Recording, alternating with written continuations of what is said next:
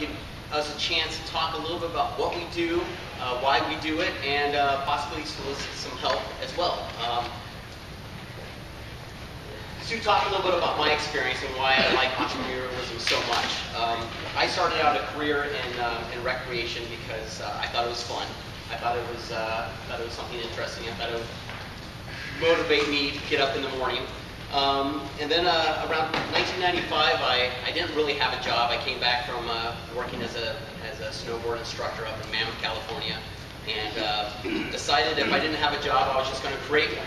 And so what I started doing is I started teaching sports to kids, contracting at one of my local rec centers.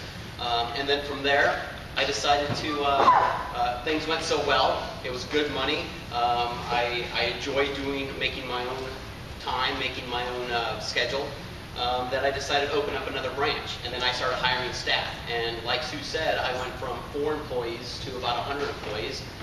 Went to 14 locations, worked with school districts, private schools, worked with the city of San Diego, and also worked with local churches too, to run everything from sports classes to camps to leagues.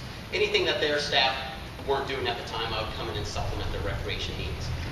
And so when I came to Ohio, I started working with the city of Dublin, but I still had that passion for entrepreneurialism.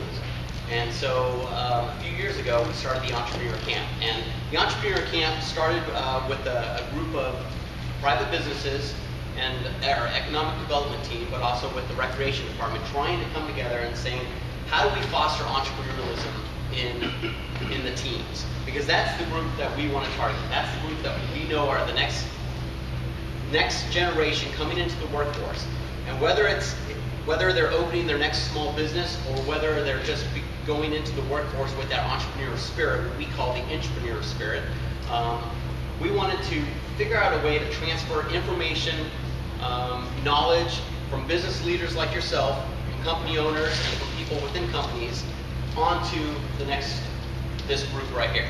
And so we kind of fumbled around trying to figure out, should we do lectures, should we do tours? And we really realized that if you don't do hands-on, the kids aren't going to retain the information and they're not going to really have a good knowledge base for it. And so we kind of templated it after the show The Apprentice, where the kids will get information, they'll learn from the speaker, they'll take a tour, and then from there they're given a challenge. They're put on groups of teams and they're given a challenge, whether it's working on franchising, working on marketing, or working on how to do a business plan. And then those challenges are judged, and there's always a winner, and there's always kids who will get critical feedback and say, this is why you didn't win, and this is what you need to do next time to win. We wanted to showcase local businesses, local business leaders, but we also wanted to give an opportunity for people who've been there, done that, to teach the kids.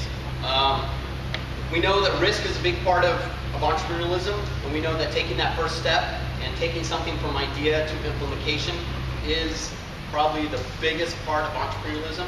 And so instead of just creating a document and teaching it year after year after year, this program evolves and changes every single year. So every single year we have to go and get new volunteers to help us. We usually have about 15 companies that help us through this.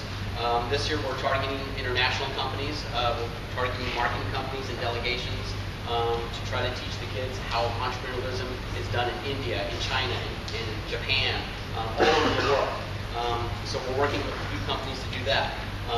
Some of the challenges that the kids are going to be working on this year are how to present a business card to a Japanese business leader, or how to do a luncheon for a delegation from China. And so these are some of the things that we're really going to be focusing on this year, but we're also looking for local businesses to help us out as well.